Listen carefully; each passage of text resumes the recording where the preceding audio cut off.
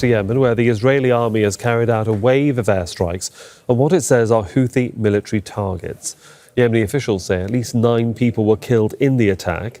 The strikes hit the capital Sanaa and the port city of Hodeidah, causing major fires. Israel had previously conducted air raids on Yemen in July and September. US-led forces have also targeted Houthi military positions since the beginning of the year. Well, meanwhile, Yemen's Houthis say they fired 2 ballistic missiles at Tel Aviv. Israel says it hit one of them, but the debris damaged a school in Ramat Gan near Tel Aviv. It's the second time this week the Israeli military has intercepted a missile from Yemen. The Houthis have been launching drones and rockets towards Israel since the war in Gaza began last year, in what they say is solidarity with Palestinians. Mohammed al-Attab has more on those airstrikes from Yemen's capital, Sanaa. According to media sources affiliated with the Houthis, the Yemeni capital Sanaa was subjected to a series of airstrikes targeting the Dhahban and Hizyaz central power stations in the north and the south of the city. Additionally, 4 other airstrikes described by the sources as an act of aggression targeted Hodeidah governorate, specifically the Hodeidah port, while other 2 strikes hit the Ras Isa oil facility in al-Hodeidah in the western of Yemen.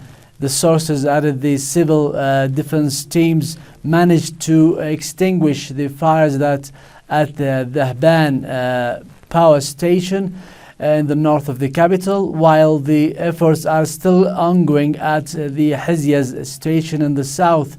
The source confirmed that there were casualties among the employees of the Ras Isa oil facility as the results of what was described as an Israeli aggression, according to this media source. But Houthis official sources haven't confirmed who managed or waged these airstrikes.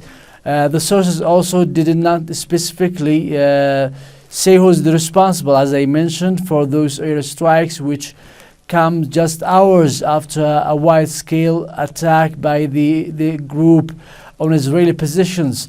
The military spokesperson stated in a post on his account on the X platform that a military statement would be released in the coming hours, expected to talk about this latest operation as well as the damage inflicted on civilian infrastructure due to the recent airstrikes.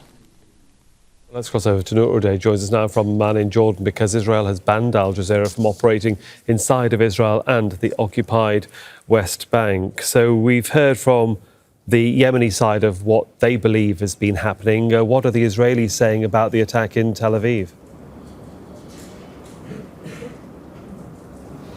Well, Sohail, the attack in Tel Aviv hit a school building in the Ramat Gan area in central Israel.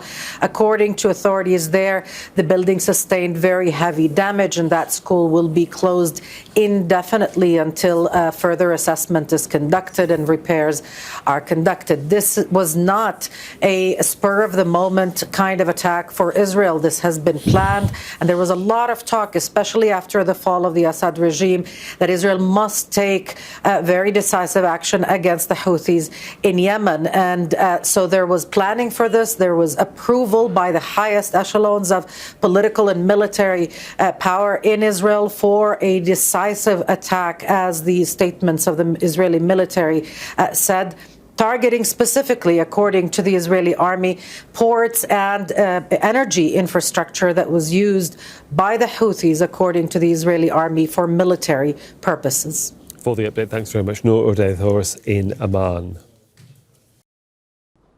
Make sure to subscribe to our channel to get the latest news from Al Jazeera.